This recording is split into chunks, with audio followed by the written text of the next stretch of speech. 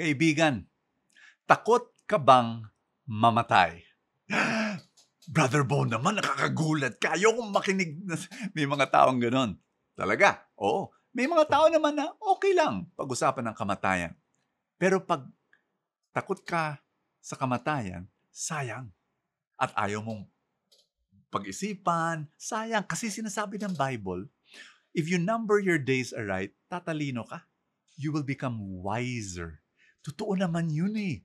Isipin mo yan ha. When you think about death, we'll talk about 3 things that you can do so that you can become wiser. Be very blessed.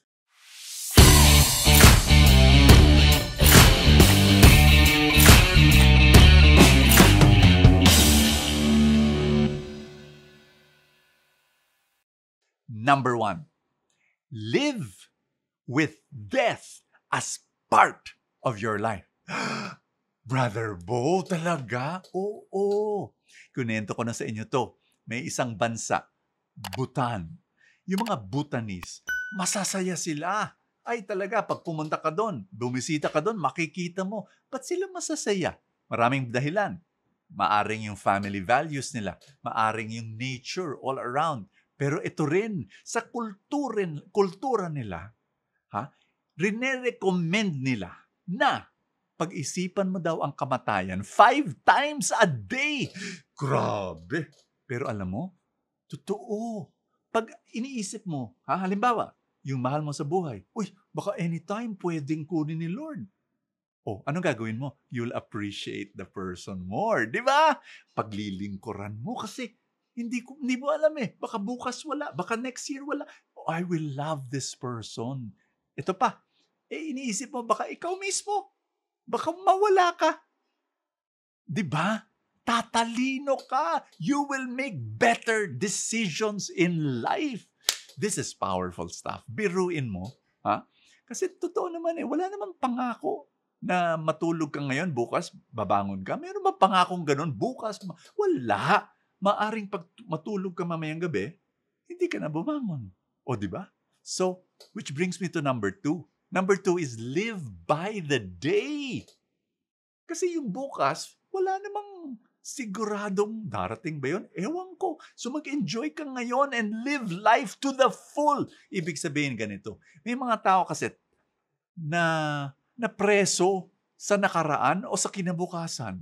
Totoo yan. They think na wala silang iniisip kundi yung mga hurts sa nakaraan nila, yung mga regrets, o kaya tungkol sa, ano kaya mangyari bukas? Ano kaya mangyari next year? Ano kaya mangyari? Worries. Kaibigan, live by the day. Mas masaya ang buhay. Ito, kasama mo si Lord. Which brings me to number 3. Number 3, ito.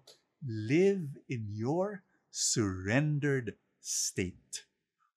Pinapag-usapan ko yun lagi kasi nung nagkaroon ako ng COVID, ayan na, iniisip ko lagi yun eh. Na, ito, meditation ko araw-araw. Pagdasal ko, ini-imagine ko, ano kaya kung 5 minuto na lang ang buhay ko, pagkatapos doon, wala na ako. Ay, grabe, talaga. Talaga? Kunyari kung 5 minutes na ng buhay ko, ay talaga sinusuko ko lahat kay Lord. Powerful. Talagang may mga bagay-bagay sa buhay mo, wala ka namang control eh. Bigay mo na lang kay Lord kaysa yung you worry about it, iisip-isip mo. Hindi, bigay mo na lang kay Lord totally. Tapos yung mga bagay-bagay na may control ka, di yun, work on it. Pero at the end of the day, isurrender mo pa rin kay Lord. Ang sarap ng buhay pag sinusuko mo lahat sa Panginoon. Ang ebanghelyo natin ngayon, tungkol sa, sinabi ni Jesus, wag ka matakot sa kamatayan. Matakot ka sa spiritual death, which means separation from God. Doon ka matakot. Di ba? Totoo naman yun eh. Kaibigan, dasal tayo. In the name of the Father, and of the Son, and of the Holy Spirit. Amen. Sabay-sabay. Panginoon, ayokong mahiwalay sa iyo in this life and in the next. Lord, close tayo Susunod ako sa iyo habang buhay. Dito at sa susunod na buhay. In Jesus' name, amen! In the name of the Father, and of the Son, and of the Holy Spirit, amen. Ay nako, thank you so much. Kaibigan, gusto mo ba makatanggap ng full tank Saturday and full tank Sunday para kumpleto yung buong linggo mo? I give it as a thank you, pasasalamat sa mga full tank supporters. And how? You know, yung mga supporters, they support the mission. How? All you have to do is click the link that says support now dito sa Facebook o kaya sa YouTube, yung button join kung computer ang gamit mo. And when you do that, magpapasalamat ako by giving you full tank Saturday and full tank Sundays. Kung podcast naman ang gamit mo, you can do it also. Hopefully one day through a special link we will provide for you. Maraming salamat. God bless you, and I will see you tomorrow.